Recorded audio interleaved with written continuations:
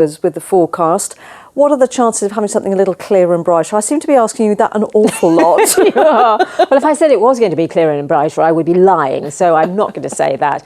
In fact, yes, you mentioned mist and fog. We've had plenty of it through today. In fact, our Weather Watchers pictures have been dominated by it because in parts of the region, in the west and more particularly, it lingered for much of the day. And so temperatures here didn't get much above freezing today. In fact, our top values were 5 Celsius.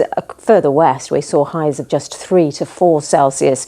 And it's set to get even colder overnight. We've got warnings in place for fog and also ice.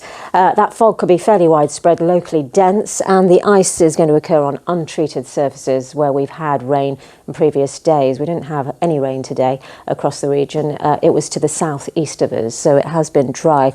And overnight it's going to be dry with a ridge of high pressure dominating, but that's not the case over the coming days. It's looking wetter, windier, but it's also going to turn milder, as you will see.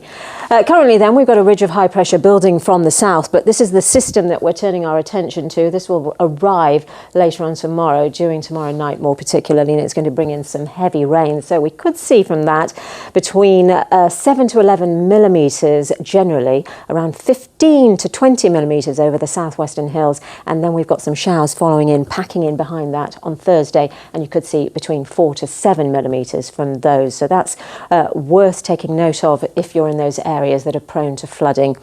But for tonight, as I say, that ridge of high pressure is keeping things dry. The skies are clearing across some parts, but then we'll see this mist and this fog developing quite widely.